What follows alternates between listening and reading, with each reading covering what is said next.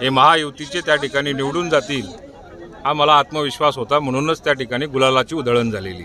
प्रादेशिक पक्ष हे काँग्रेसमध्ये विलीन होऊ शकतात, शरद पवारांनी हे वक्तव्य केलेलं आहे, काय सांगा?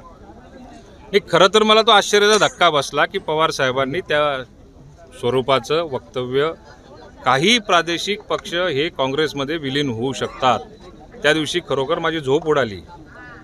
बरं झालं अजितदादांनी किंवा शिंदे साहेबांनी या स्वरूपाचे निर्णय घेतले आणि काँग्रेसमध्ये जाण्यापासून आम्हाला कुठेतरी लांब ठेवलं, किंवा ते पाप आमच्या हातून घडू नये असं एक दुष्कृत्य जे होतं ते आज या ठिकाणी अजितदादांच्या माध्यमातून आमच्या भाग्यात मिळालं. शरद पवार असून म्हणतायत की समविचारी पक्षांसोबत उद्धव ठाकरे काम करण्यास इच्छुक आहे, त्यांची विचारसरणी ही आमच्यासारखी असं शरद पवार म्हणतायत. नाही, त्यांचा म्हणण्याचा हेतूच असा होता की 4 तारखेनंतर जो निकाल येणार आहे त्याच्यामध्ये 45+ हे खासदार महायुतीचे असल्यामुळे एक 2-3 खासदार जर का निवडून आले चुकून मुकून तर त्यांच्या आधारावरती देशाचं राजकारण होऊ शकत नाही.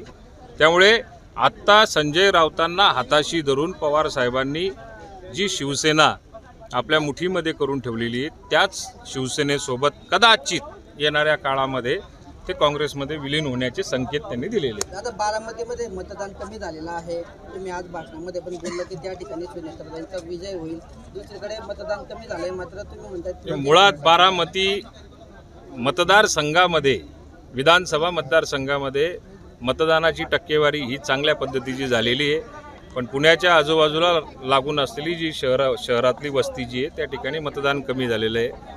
बारामतीकरांना पूर्ण माहिती आहे की पुढच्या 20-25 वर्षाकरता अजितदादांच्याच बरोबर आपल्याला विकासाची गंगा त्या ठिकाणी वाहून न्यायची. अजितदादांवर त्यांचा विश्वास आहे, म्हणून ते त्या ठिकाणी निवडून दरम्यान सुप्रिया सुळे भेटायला गेला होता अजितदादांच्या घरी, पूर्ण राजकीय चर्चा रंगली होती की अजितदादांची त्यांची भेट झाली. नाही, तो कौटुंबिक प्रश्न येतो. त्यांनी त्या ठिकाणी गेल्यानंतर त्यांचं स्वागतच केलं गेलं असेल, कारण ती संस्कृती अजितदादांमध्ये आणि त्यांच्या कुटुंबामध्ये नेहमी राहिलेली आहे.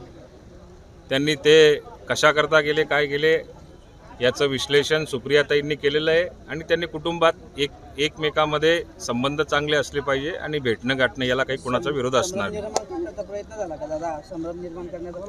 मतदार एवढा हुशार आहे पूर्ण भारतातला, आता असं काही कोणी गेलं आणि मग त्याच्यानंतर संभ्रम मतदारांमध्ये निर्माण होईल अशी कधी परिस्थिती नसते. कौटुंबिक संबंध